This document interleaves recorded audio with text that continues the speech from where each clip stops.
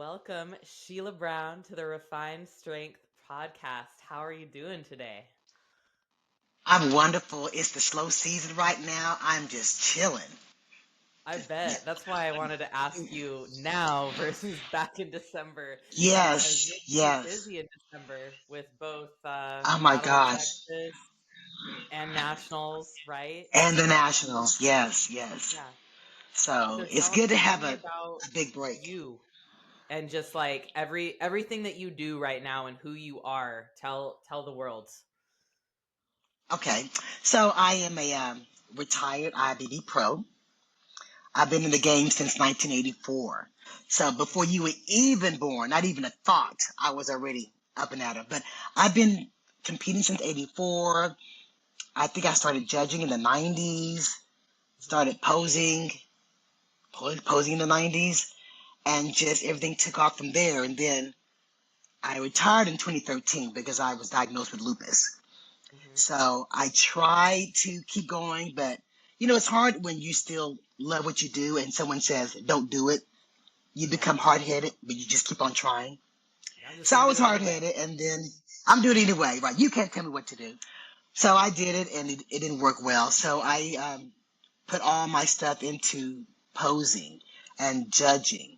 And I didn't even have a show yet. So I was enjoying that, and things just took off. I think I started posing with Ronnie Coleman and then Branch Warren, and those two kind of, put me on the map. So Yeah.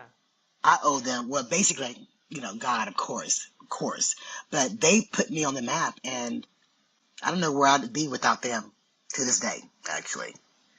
Yeah. So now I What have what got you shows now. connected? What got you connected to people like that in terms of posing? Because back then there probably wasn't a lot of posing coaches out there, right? No, there wasn't. I think I think maybe Jeff Dwelly was posing Yeah. then, but I hadn't met him yet. But I know he's been in the game for a while. And Hmm. I'm not sure if Kenny Wallach was Oh yeah. posing or not then, because I hadn't met him yet. Yeah. So, Instagram wasn't as much of a thing, so people weren't as connected. exactly, exactly. But if I were to name the other two, hands down, it'd be those two, Yeah. Jeff Dwelly and Kenny Wallach. Yeah. And it could have been others. I just, it's little me in Texas, so I didn't know. So back then, Yeah. how'd you get connected with like Ronnie Coleman, for example? Like how did he trust you with his posing back at that time? Like So what was he that was connection? he was dating my best friend, Vicky Gates. Okay. And Vicky Gates, we started the same gym together. And Vicky started dating Ronnie. And then I just started playing around with the posing with Ronnie. And then, we did a few Olympians together. And then I think it just kind of went from there. Branch saw that I was posing Ronnie. And Yeah. so then Trish asked me, can you pose Branch? It's always the girl that asks for the guy. So then Trish asked me, can you pose Branch? And Branch is not, he's strictly, I'm a man's man. I do what I want to. You don't tell me what to do. He's like that. Yeah. And I was so nervous with him. I was more nervous with him than Ronnie. And he said, I think I want to try it. So I was with Ronnie till he retired.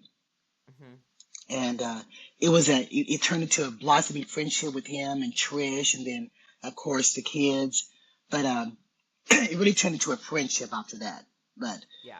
I think I had more of an emotional connection with the Warrens just because Mhm. they stayed around longer. Well, and So they're very much active in like the bodybuilding yes, industry. Not that Ronnie isn't, but just in a different way, especially on a local level with Texas, with Gas yes. and Better Bodies and Destination and Hmm. all of that. And they have a show too. They have Branch Warren Classics. They have a Oh, couple shows in the Better Bodies Classic. Yes, and he's got a couple shows out of the state. So yes. yeah, So they didn't skip a beat. He went from retiring to just going straight into something else. yeah. Well, And and he's actually the one that got me into Better Bodies. okay. How did that Yeah, so he was the one that connect he quicker? talked to Michael Johansson, and Yeah. he just referred my name to Michael. And so Hmm. he got me into Just a that. smart Yeah. who you know. and who you're It seeing. really is. Yeah. Yes, I believe that. Hmm. So how then, tell me about, you were, judging, you eventually retired from competing, you were focusing on posing coaching. How did that eventually evolve into what you're doing now, promoting like the best shows in Texas? You know, it was after the Lee Thompson era. Okay. He was a chairman before the Parisos, and he had some shows, and then he left the industry, and then Ed Pariso called me, I guess with the blessings of Jim Mannion, and asked me if I want. Well, he didn't ask me. He says you need to put on a show. I see. I'm not a show person. I mean, I like behind the scenes and posing and playing around, and I was just like, okay, you don't say no to your chairman. Okay, No. I will, but yeah. And then I mean, in my head, I was panicking. So right away I called Freddie Nadeau, Hmm. and he was on a cruise somewhere. And I just asked Freddie, I said, I have a show, I need you. He just said, okay, just like that. It was just like he answered the phone while he was on the ship. And When was that? it's What been year down was to that? 2015 2015. because So how did our you know first show was Freddie? 2016. Your first show Oh, was I posed 2016. him. Oh, okay, Yes, got it. yes. He was So my you had posing Freddie as client. a connection from posing, and because he had been competing, Yes, and then yes. what? So first, what do you think gave like the NPC chairman at the time? You said Lee Thompson, right? What do you think gave him the confidence in you to ask you to do a show or tell you? So it was after Lee.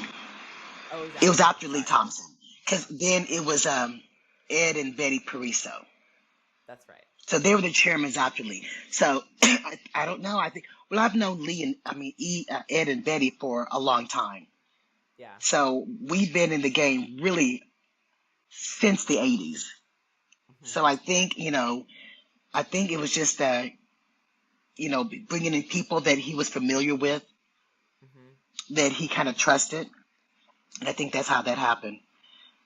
And then, we started at the Marriott Quorum, which is, a small little hotel. And we got a show in December. We're like, no one's going to come in December. December. Because remember, at one time, there were no shows in December. Yeah. Because December was, yeah, I mean, December who's going to and die through Nationals in Thanksgiving? November. Yeah. Right, right, exactly. And so then our first show was 200 people, and we were so excited. I mean, now we would be like, dang it, 200. But then it was like, yes, 200 people. And then the next year it got bigger, standing room only. And then we had to move to the Plano Convention Center. Hmm. And then we just kind of hopped around till we found the Urban Convention Center. And we love it there. Yeah. And then it built And now from you one show to two shows. So maybe, I think we have three or promote four both now. Battle of Texas and Texas to Go, and then the amateur shows with that. And then Right. you're co-promoting the galvanized shows? Is that how it works?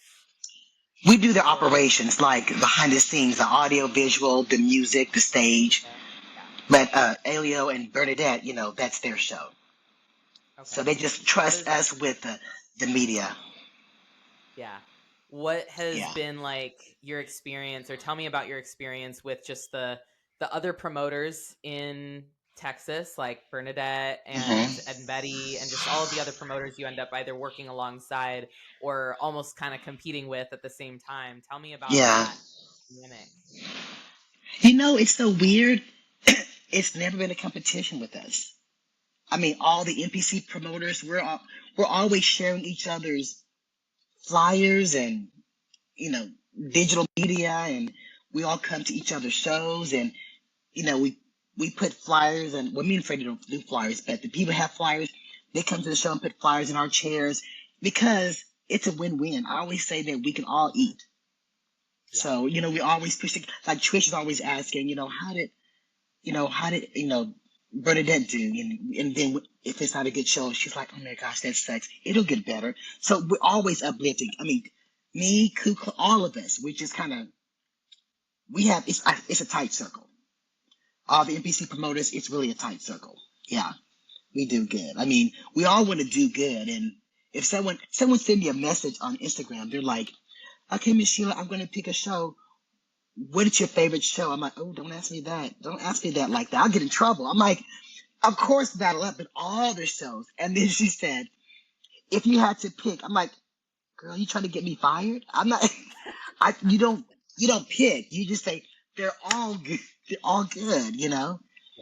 So Well, I some think the people best thing just. to pick is picking based on, as an athlete, from an athlete's perspective or a coach's perspective, is the best way to pick is not so much the actual show that and how it's run, but like first pick based on like where you're at with your physique, and then look at your timeline, like is it first half of the year, second half of the year, and then you can choose kind of based more off of like when you're ready for that show, and like Yes, as it's an that. athlete matures, then they can choose based on like, okay, I want to do this show because of how well run it is, or because I did it last year or 2 years ago, or something more like specific. Yes. And some people pick the shows by who's judging, of course. Hmm. Yeah. Yeah. Why do you see people do that, and like how do you navigate that when people are trying to, like, when you're choosing judges first of all, and when you're hmm selecting judges for your show? How does that process work? I think we always pick the head judge. Like if it's a pro show, Pittsburgh picks the judges. Tyler picks the judges. But local shows, we'll pick like the ones who can get us in and out quickly because our shows are so big. So we got to Yeah. pick someone that could turn them around. You know, yeah, so we can get out in time and not have to pay that fee. So it's that, and we always prefer to have an Olympia head judge because most of our people that are going to the nationals, they want that kind of feedback. Yeah. From the Sandys and the Tylers and the Gary Udith, the Bills, the Jacks. So they want that Bernadette's because they know that they're going to see them down the line at a national show or at a pro show. So, and then you have the ones And that are that, just yeah, beginners. sorry, go ahead. Yeah, you have the ones that are beginners, and Battle Texas maybe it intimidates them.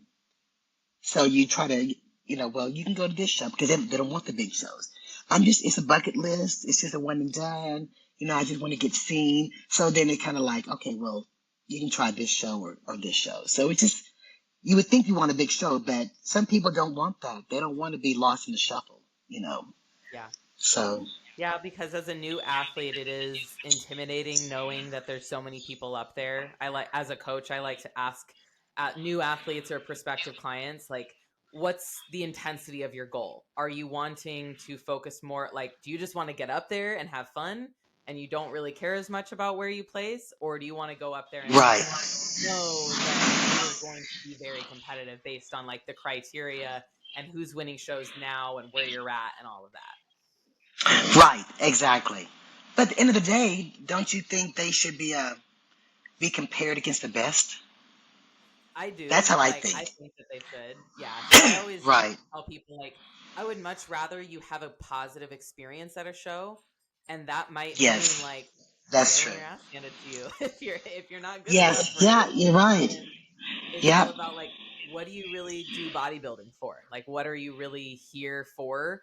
And for the most part, I try to get that out of people, and they find out through the process that like, I want to have fun and I want to get there sooner, but I really want to do well. And I want to know that I did well, not because I was the only one in my class or one of three people in my hmm class, but I was one of Right.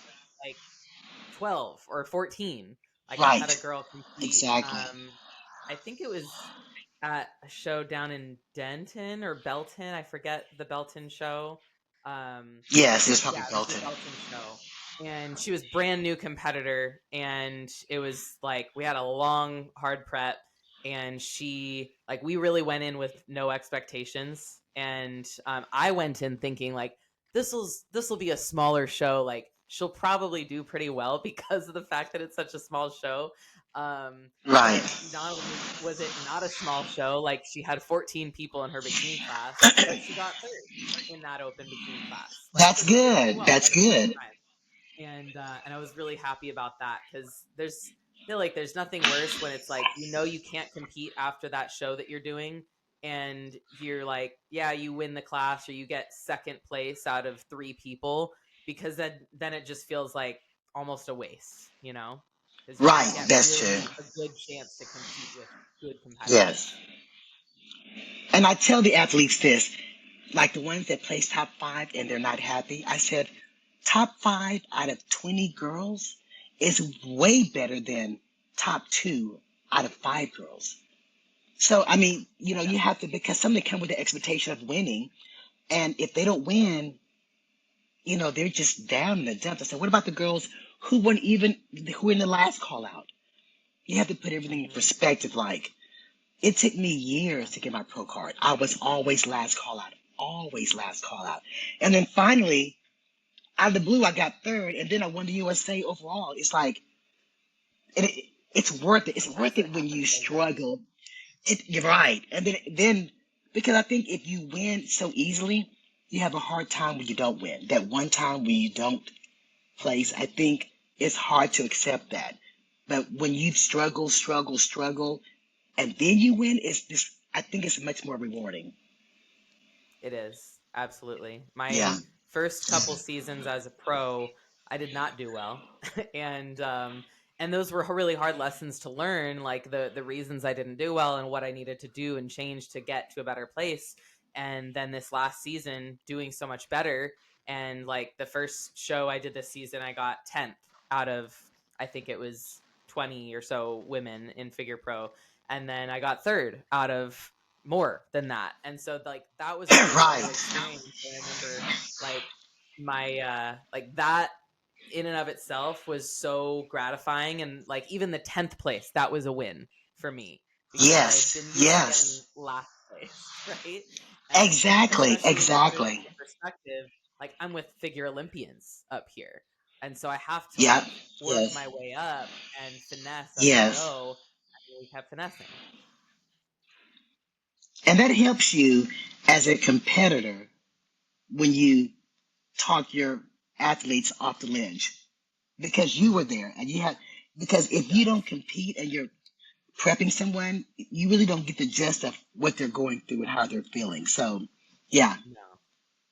Yeah, no, I not at find that all. help that going through that prep for me like really helped my athletes see the level of like work that I do as an athlete, and then that helped them kind of level Mhm. themselves up as athletes and raise their own standards just by watching me do what I'm doing, but also while helping them do what they're doing. Because if you see Right. someone operating at my level, that either scares you off completely or it tells you like I gotta fucking get after it. I gotta do this Right. because she can do it, so why can't I?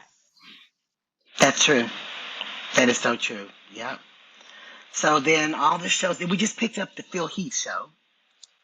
So now Okay, we've added one congratulations. to our, yes, and a show in, I think Jersey as of Okay, 2 days ago. Yeah. So I think, damn. yeah, I know. So that, one show is good. Two shows I think is a lot because, Hmm. we start like publicizing way ahead of time. So now Yeah. with 4 shows, and then we still do operations for other shows.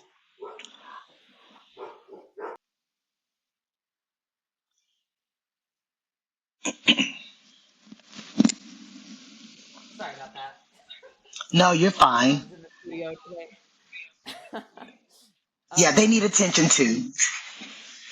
they do. They do. Yeah, yes, yeah. So yeah, so having 4 shows, and then we have shows that we help. We have operations for it. So we're usually always working throughout the year in some capacity. So tell me about how Battle Up Media and that operational side of things, how did that come into play? Because not many promoters have like almost a whole separate entity like that, where they have the photographers, the videographers, like everything is in-house. And now you're at a point where like that was so successful at your shows that you're now helping other shows and other promoters have the same level of of production? So Freddie and I are both big on digital quality, and the pictures and the camera and the angles, and we do a lot of banter with each other, and we want the right kind of angles and the right editing. And Freddie, more than I am, he's very uh, picky, very particular about the editing. And so once we find somebody that we really like, we try to get them and say, hey, do you want to come over to our team? And because it's hard if you have different videographers, then it doesn't look uniformed.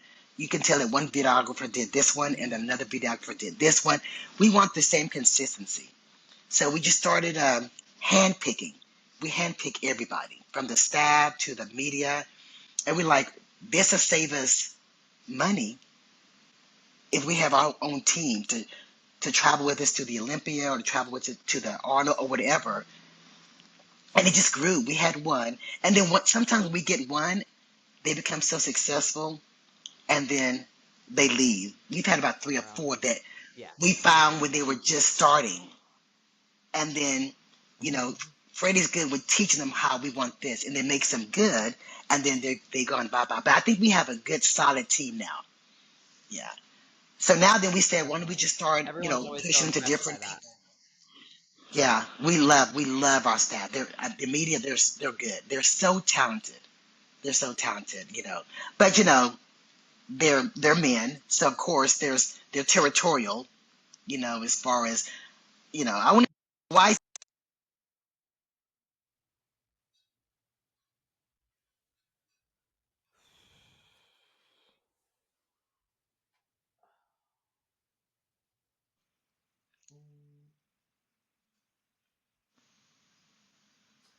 Oh, I think you're getting I an thought I had that on interruption. airplane Stop the mode. I'm recording. sorry.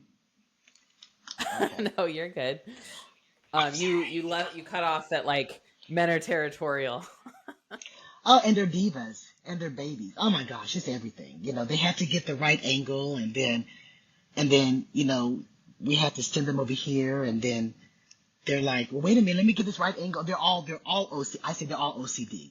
They want that perfect Yeah. angle, and they all give that perfect angle. But then, they're just they have a team. They bond well together. But then, of course, they all want to branch out. So then we give them that freedom of, okay, somebody wants this. Why don't you go? So we're good with letting them, kind of expand on their own as long as we get first priority. So that's the Yeah. main thing. But I think we have a That's we have good. a great group, and we just picked up a couple of them. So yeah, Well, it gives them the chance to like expand their creativity, but also have something that they can depend on too, which is really important for creative types, like yes, especially people who want to exactly, make whatever their art is their full-time job. I know you have some that it is yes, their full-time job, and then some who are still uh-huh. working like the 9 to 5 and wanting to build that up and get to that point. So that's a great opportunity for them, as well as a great opportunity for athletes to get amazing footage of themselves on stage. There's so many Right. shows around the country that do not have that. So many That shows. sure, the Yes, athletes have a great time that day, but they have no way of really looking back on it and being like, "Damn, I looked really good," because there's just like yes. there's not battle up media everywhere. You know what I mean? Right, right. And I tell them, if you're competing, that's the best shape you'll be in. You need to take Mm-hmm. advantage of that. Do a photo shoot, go to Cancun, do everything you can when you have that 6 pack. Yeah, So it is yeah, the best thing is if they take advantage of that physique when they're done, to do photo shoots and go places and wear stuff that you would never get caught dead wearing, because now you have that body. yeah, So yeah, definitely. When but you were competing still, and after you got your pro card and you're competing as a pro, did you ever see yourself promoting shows at that point? no, no. Not at all. I What did was you I see was for happy. yourself? I saw myself in the industry. Really, I saw myself just competing. I never Yeah, thought I was gonna not compete until I was ready to not compete. yeah. So I wasn't even thinking and judging, of course, but competing. That was it. Yes. and posing, but never putting on a show, being responsible for 600 athletes. And no, never. That was not my thing at all. I was, I got out of my comfort zone against my will, but now I would not trade it for the world. Yeah. You know, What do we you get so think was the complacent in shift? something. The first show. Hmm. The first show that we did when Ed gave us the show, and then we saw how happy the audience was and how happy the athletes were, and like, oh my gosh, when is y'all's next show? And I'm like, oh, next show. You I want to mean, come back? this is like we're gonna come back. So when we saw how happy they were, and and just being on a different side of the industry is a game Hmm. changer. It is. I encourage every athlete to do that. Those that when they retire, if you still want to be in the game, get on the other side so you can kind of see what we go through. You know, Hmm. as It gives you just an such a athlete, different perspective, as even if you're going to continue yes, competing, I think, because when I got my pro card, I was still very new. I got my pro card at my fourth show ever. And so okay, I knew I needed to take time off, and I asked the local promoters in Washington where I lived, Brad and Elaine, if I could work at one of their shows. mm. And I worked the Emerald Cup, and it was just such a Oh, cool experience, because that was yes, that's like the biggest show in that area. And yes, yes. Emerald Cup has been it around for a was, long time. yeah, they've been doing it since, like, I think it just passed its 40-year anniversary a couple years ago. So it's like closing in on 45 years that it's been going on. The What? only year that it missed was 2020. So Right, right. yeah. That's um crazy. yeah, so I worked for them as an expediter and just kind of doing things backstage and really like seeing all the different parts of it. And just like it looks like chaos until you start to notice the little things, like the what expediters are doing, and every expediter has a different, very specific job, and they all have to work together Mm. and like not Yes. get mad at each other and things like Right, that. And then right. I started doing the music at their shows and other shows over the course of that time. Oh, wow. So yeah, and it's been really cool because I get to stay in the industry in a way that's not as an athlete and not as a coach, but it Yes. still allows me to have Yes. that presence in the industry. Like I get to see what judging is happening and like how shows are Right. judged in different areas, because I'll work shows in Mm-hmm. Vegas and I'll work shows in Idaho and Washington, and then see shows in Texas and just see all of the differences and how the moving parts work together.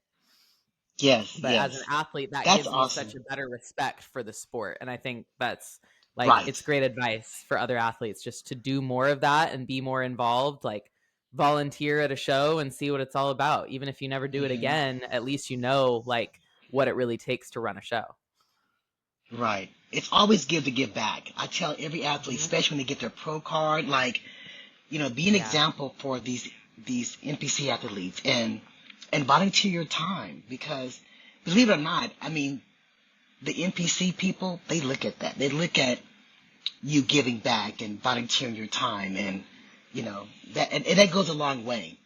Believe it or not, they Yes. pay attention to stuff like that. So I think that's so awesome that you did that. You could have just kept competing and just me on stage, but you switched you switched it around.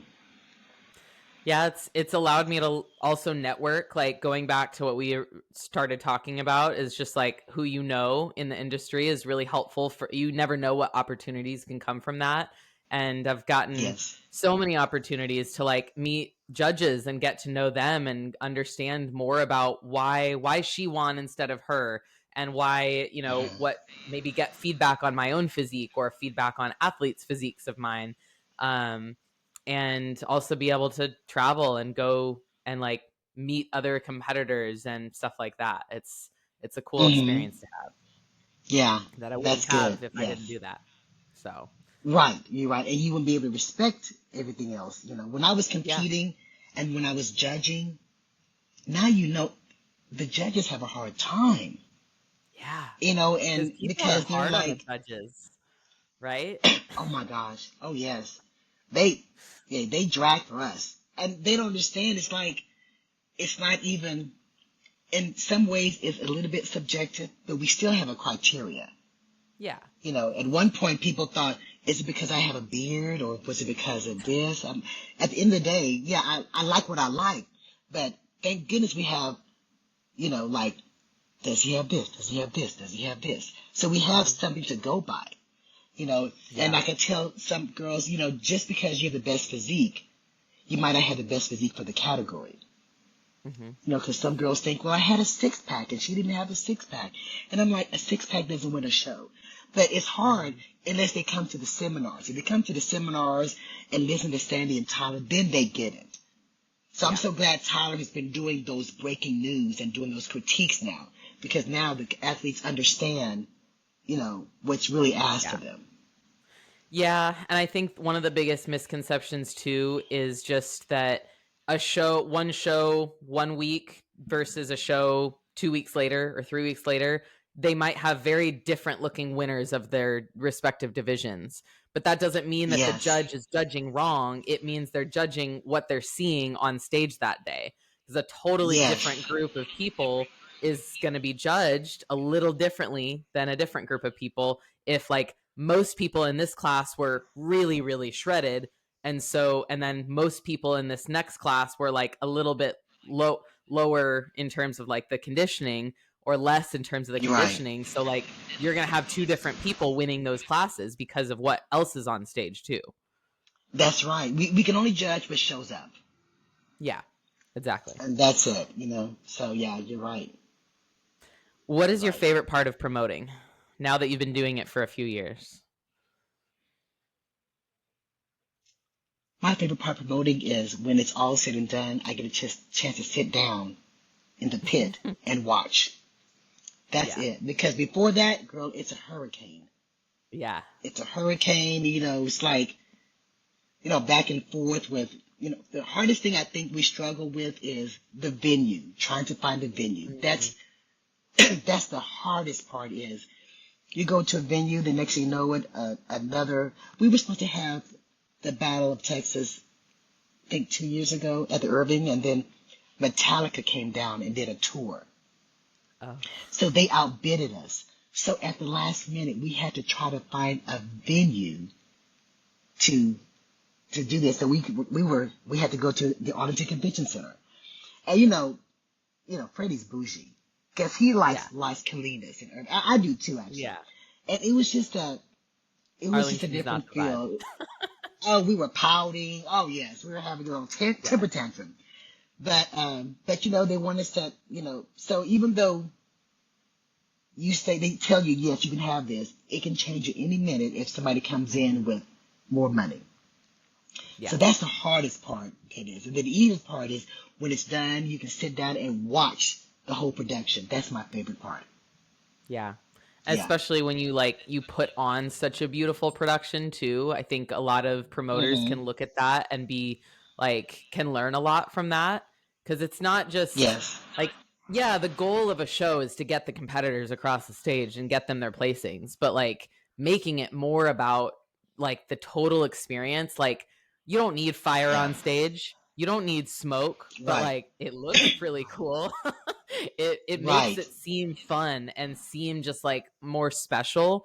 And especially for Yes. something that as an athlete you're only spending 5 minutes on stage, maybe a little bit longer if you're doing crossovers and stuff like that.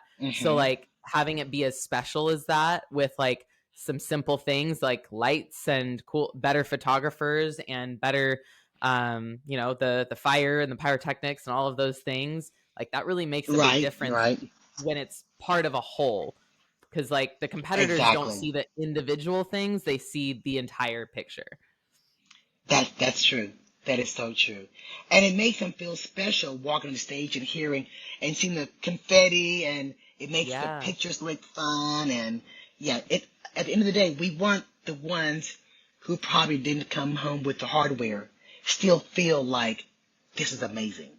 Because it really, that's my thing. I want the ones who probably didn't place as high, I want them to feel like, oh my gosh, she was best. It's always the winner that says, it was the best show ever, Sheila and Freddie. Oh, it was amazing, just this. And then you have the 10th place, like, it wasn't that hot. I mean, so we want to make it hot for everybody. We want to make it exciting and entertaining for everyone.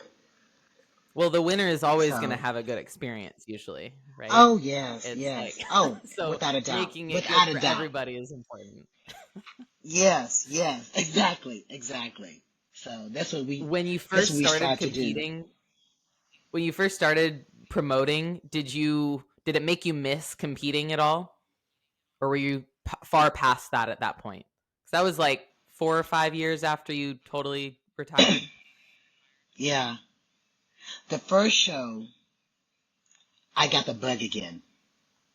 Mm-hmm. But then you put a piece of cake in front of me, that's it. I love to eat. You're like, I don't have to do that anymore. I don't have to do that anymore. Right. But now, being part of the industry keeps me on my toes. Mm-hmm. Like if I just had keeping my body in shape and just staying active, if I wasn't still in the industry, who knows how I would look? I'll probably be big as just because, you got to go, you still have to look presentable. I'm still on stage. I'm still doing interviews. So, but girl, if I would have left the industry, you wouldn't even recognize me because I'd be big as a house. I love to eat. I love sugar. I love all that. So because I'm still in the industry, it kind of keeps you accountable. Yeah. I agree. Yeah.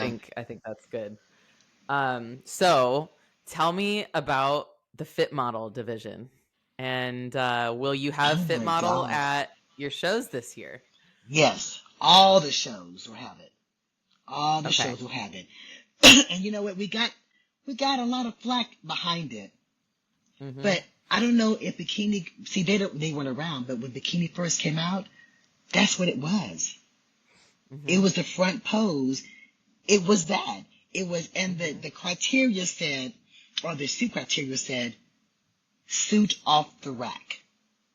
Yeah. That was what bikini was. So now people are like, blah, blah, blah, blah. I said, but, y'all talked about every category that came first. When bikini first came, they're like, oh my gosh, you got to get the strippers. Oh, no. Then figure. Oh my gosh, figure. But so every time a new category came, they forgot, but every category got flack. The wellness. Yeah. Oh my gosh, you're looking like bodybuilders. Every category. So we're just bringing this back to where it used to be. And I think it's a great idea, not just for the promoters, but, not everybody can get that glute hamstring tie-in, Rachel. It's hard. So now it's more mainstream for girls, and it's more of a natural look. And some girls don't even want to go to a natural show. So this lets them get into a regular show and still be competitive in their own division. It's not. Yeah. It's not. And so what is it? What do we have? 3 or 2? That's all we have in Texas. Maybe 2 or 3. Adela show, Rich Palmer. Yeah. Oh, there's one in Oklahoma, but that's all we have. And we have so many open shows now. So now it's great. You don't have to have the glute hamstring tie-in. We're not looking for an 8-pack. Not even looking for a 6-pack.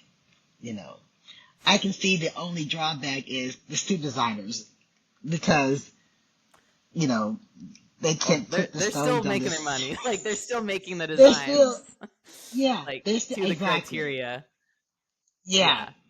But people will still be able to get a suit off the rack, technically, right? Yes. As long as it fits the criteria. Right. Yeah. And I think the hardest thing is, it's different when you have a plain suit and then another girl has more bling, bells and whistles without the bling. It's going to make you not want to go to Target. It's going to make me want to still go to a designer. Because I guarantee these designers, they're going to get creative with making that plain suit look amazing. So I think that off the rack is not going to last long. Because you go off the rack, it says the string. Yeah, no. But I've seen a girl did the Battle of Texas in 2017. Her name was Taji. And she bought the suit off the rack and won the whole show. And girls are having a fit because they were saying, she didn't have any bling. Well, the bling doesn't win anyway. Mm-mm. I mean, but I think Yeah. some girls think the more the bling, I mean, yeah, we'll see this bling. We're like, oh my gosh, look at that suit. But if you can't back it What up, matters is how it fits you you, know, if anything, but just how your yes, physique looks, yes, obviously. Yeah. exactly. So So what do you see in terms of how the division might evolve? Do you think there's any kind of danger of it evolving past what it is supposed to be now, similar to how bikini evolved to where it is now? I don't think so because Tyler is really in front of it, Hmm. which, that's his thing, and he's good with keeping everything contained. So I'm sure not because he's strict on what he wants, and this is what it's going to be. Like somebody asked him, well, can they have a little bit of the connector? And his response was, no connectors. Like there was no even a conversation. That was it. Like he's like cut Okay. and dry. No, no. So I think because he wasn't in it when it evolved from bikini before. Yeah, that's a good point. He was what was he 16? I mean, he wasn't even in it. He was still wrestling. Yeah. So Yeah. but now that he's in it, he's in front of it, he's a vice president, he knows what he wants, he's gonna stick with that criteria. That's it. That's it. Okay. And he's like Do you, that with all the other categories too. Like if a girl comes in and yeah. maybe she's too big in wellness, I mean, he lets us know she was too big. And we have to just kind of correct it. So yeah, no, I don't think it evolved. Did, did you freeze? Can you, You froze a little bit. can you You see? cut out a little bit with your voice, Oh, okay. but can you hear me? Yes, I can hear you. Okay, cool. It's just Okay. there's a little bit of a delay, so apologies everyone listening. Okay. Um, Sorry. yeah, that's a good point that I think not a lot of people think about is the fact that Tyler is being so much more specific than anybody used to Hmm. ever be, right? Because even Right. back as like recent as 2017, like the that you're just talking about, yes, we had bikini, we had figure, we didn't have wellness yet. We had men's physique, classic at that point, right? Classic started around then, Yeah, I didn't it? think so. Or was it? I think so around that Yeah, it was time, like or maybe 2017 28. or Yeah. 20. Yeah. Right. Um, and like during that time, there wasn't like the only criteria was like what's on NPC News Online and like what's obviously Hmm. being judged and getting rewarded. And so there wasn't as much of like an explanation on like why certain people win and why this person won at the Olympia versus the other person. And so Hmm. I think that is a good point in terms of seeing how things will evolve, because a lot of people, that's their worry, is like, oh, it's just going to keep going and keep evolving, and then it's going to be what bikini is now, and then bikini now is going to look like figure, and then it's just going to get crazy out of control. But Right. I don't see that happening now that we have this many divisions. I don't see that because now we have enough divisions for everybody. Yeah, I think the only thing that we're not going to have is a dad bod. hopefully not. Um, But do you see something like fit model for men coming up? Like, because that's kind of what men's physique started as, right? Is just like yeah, more off yes, the rack board shorts, and like you could walk off the yes. beach and just like your general fitness. Do you see that happening? I would not be surprised because if the Good. guys kept to the criteria, it'd be different. If and I know it's really up to the judges, but if you have a whole bunch of big men's physique, we have to pick one of the big ones, Yeah. apples and And then it oranges. just keeps But multiplying yes, from there. yes, yes, exactly, exactly. So I would not be surprised if we have something like that. Yeah, yeah. We haven't talked about it that I've heard of, but I wouldn't be surprised at all. So Do you think it would help I, if like divisions such as like the smaller divisions like bikini and men's physique Do you think it would help if they weren't allowed to cross over into larger, more muscular divisions? Well, I don't know if they're gonna stop that, because sometimes if you're a tweener, if you're between Mm-hmm. figure It's and helpful to get the feedback for both. get the feedback right. I am glad that fit model cannot cross over. But a good Same. point is, if you don't know what what you fall into, it kind of helps the judges with their feedback. Like, you know what, we saw Mm-hmm. you in the classic trunks, you need to do this. But even if a guy crosses over, he's going to look out of place in one category Mm-hmm. if the majority of that group fits the criteria and he doesn't. Yeah. He'll have to go back to where he was. So, but I see what you're saying too. Like, it's the difference between you trying to find your category and you just trying to qualify for the nationals. Trophy hunt. You Yeah. know, yeah, we've Well, been seeing that, that's what or I you just see. Yeah, I see a lot of it at local shows more. I don't see as much of it at nationals with people crossing over, obviously. But, a guy who looks amazing will do men's classic, men's physique, and men's bodybuilding. And I've yeah, seen a guy at a local show win all three of the overalls, or two out of the yes, three overalls. And yes, that's yes, confusing to athletes for sure. And it's confusing to coaches. But at the end of the day, right, it's like what we talked about. You have to judge who shows up. So if he knows how to pose exactly, each division and he knows how to and he looks the best out of everyone up there, then that's yeah, just the luck of the draw, yeah. honestly. I had a client at one time, Bernard Acosta. He's a pro now, but when he first started, he did the Battle of Texas. I got so tired of him coming out for that trophy. He won every category, Rachel. And I'm like, then he started Yeah. coming out before they called his name. I mean, it's like, can you at least wait for them to call your name? It was like, it was, true novice, open, bodybuilding classic. It was about 6, 7 trophies. And so after a while, he couldn't even play it off. He just started walking on out before they called his name. But like that, I mean, but it was only because everybody else, he was so far above everybody else. Mm-hmm. Everybody else Yeah. couldn't even touch him. So if it's not a stiff class, a stiff competition, it's kind of hard to not give it to that person. But if they all Yeah. come, but Texas is very competitive now. So now you're not going to run into that anymore, because Texas Yeah, is it's on the much better. map. No, when we had the nationals years ago, it was so small. We only kept it 1 year, and then it came back. We didn't come back last year, and it just went through the 2 years roof. ago. Yeah. Was it Yeah. 2 years? Oh yes, it's 2025. Yes, and Yeah. now it's just like Yeah. So now people come out the woodwork with the right criteria. But back in Mm-hmm. the day, it was hard. You didn't see a lot of people that fit the criteria. So that's why one guy would just kind of sweep it up. But yeah, I mean, hopefully, we But I can think kind of contain that crossover stuff.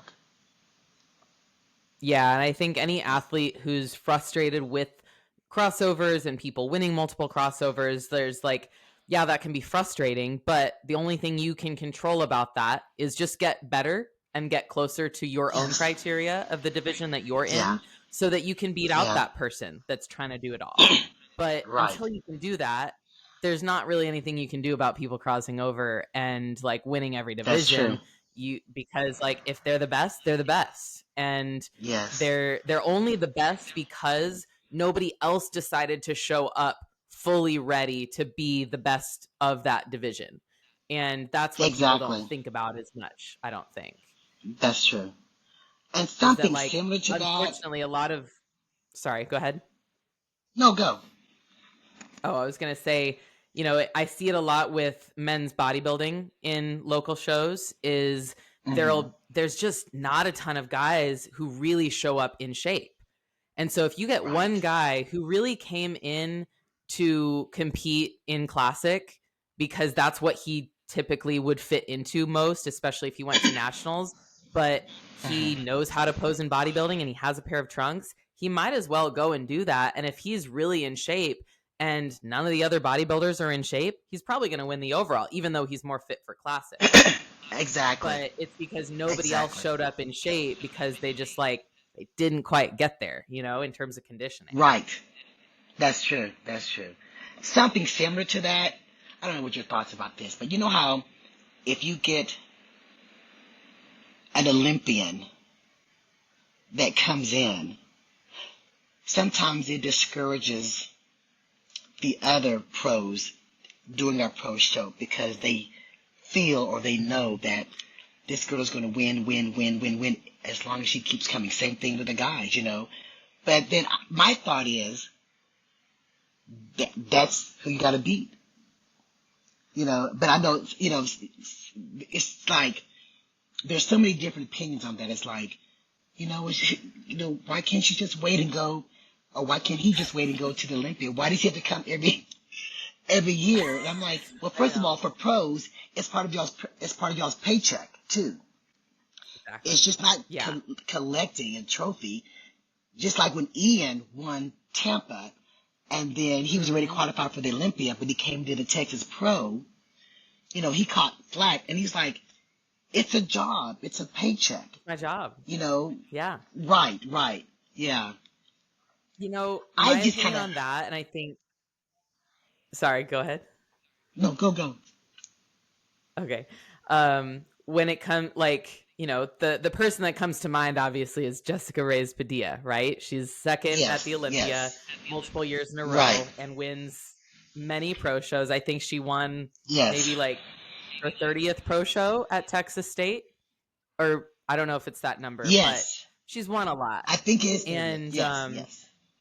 Yeah, and you know, when I was watching her back in I think it was 2021, I did the Europa when it was the Europa in Orlando, and she that was the year that she just kind of like snuck into that show, and nobody saw her on the list before the show happened, and then she won the whole show, and everyone was kind of mad about it.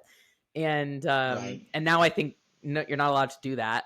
Right. Or at least I remember that being an announcement. But anyway, she did that. And I remember at that time my feelings were, and like up until the point of honestly this past year and seeing things a little bit more clearly. And I remember that time that Ian said that about like, it's my job. Like I should be able to compete and get money for it.